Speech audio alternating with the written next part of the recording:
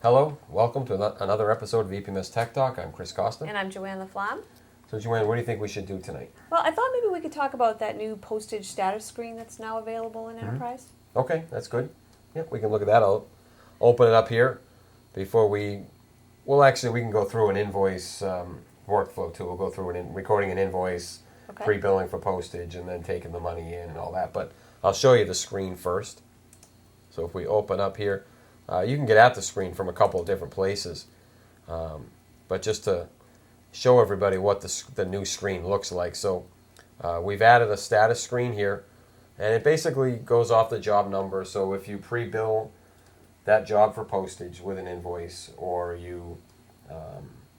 then you apply the money against that invoice, this screen is going to continue to update with whether it's been pre-billed, whether the postage has been deposited. Okay. So it kind of keeps a running status of what the status of the postage is.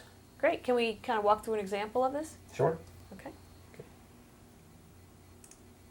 All right, so you know what, we'll just stay right here. I'll take a job right here, job number 1021, and what I'm going to do is do a partial invoice for it.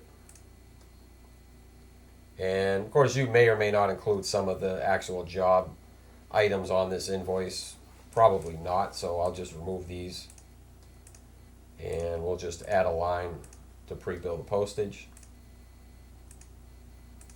And job number is 1021. I think you missed the job number there. Oh, I miskeyed that, yeah. Okay, so postage. And 1021. I'm going to put in for a total value of, call it $75. Okay, so this is done just as a normal partial invoice. I would want to flag it as a postage invoice. And then one thing you could do also is you could manually put in the invoice number, maybe P dash, and the job number, so it kind of stands out a little bit as a postage invoice. Okay.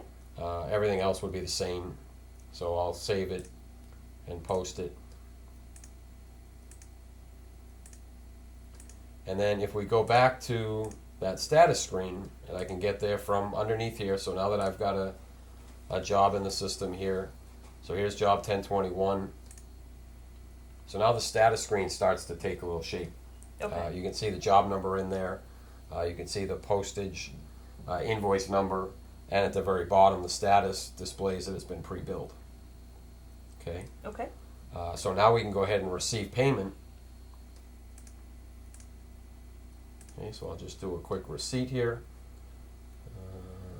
There's my postage invoice, and I just have to mark this paid. Postage deposit. I'm going to save and post this, and then we'll go back to that status screen again.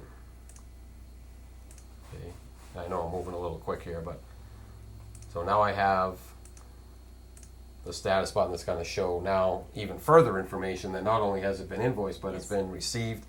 The amount at the bottom, the label now shows that it's been deposited. So the idea here is that anybody at any point can come in from this screen or from shipping and even from CRM. There's few places that it shows up, and they can see exactly where the postage stands. Okay, that sounds great. Now, what happens if they end up using more money than they actually prepaid?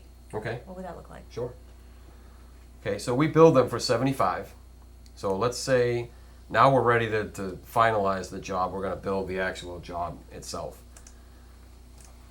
So I go into shipping, and before we're ready to send this job out, someone in shipping can call up the job, and of course the shipment and the package information is already pre-recorded here. I can jump into the postage status screen from here. I can enter in how much was actually used. So let's say we used 100. Close. Now if I open up just to show here, if I go into the package, that did actually record $100 on the package. Okay, just great. by doing it right from the status screen. Okay, which as we all know, that will go into the invoice as a line item. So now we can complete the job here and go ahead and bill for the rest of it.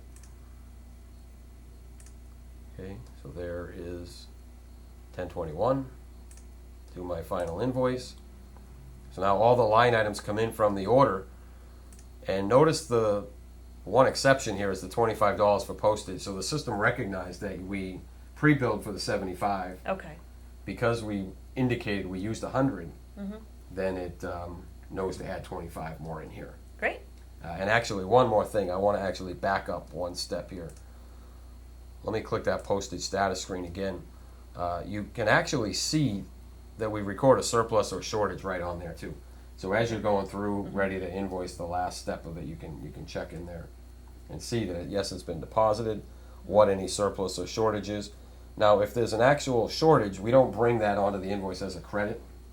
We'll bring the shortage on as an amount to bill, but we won't bring the any surplus on as a credit. That'll be Okay. up to you if you wanted to Okay. add that on there, or just leave it open, send the check back, depending on what anybody wants to do.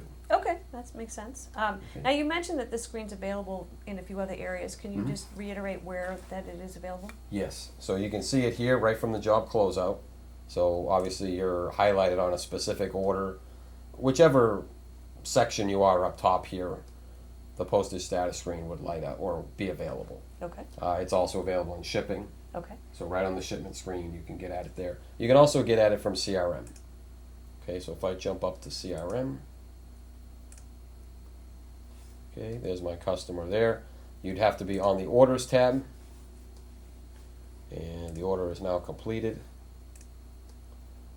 And so there's the postage status screen in here too. Great. Awesome. Okay, so those three main areas, Okay. they can get at it. So there should be no excuse for anybody, whether it's a CSR sales rep, to have to run around to anybody else. It's right there. Okay. Great. Okay, anything else? No, thank you very much. Okay, thank you. Well, this was another episode of EPMS Tech Talk. I'm Chris Costa. And I'm Joanne LaFlamme. Please look forward for more to come.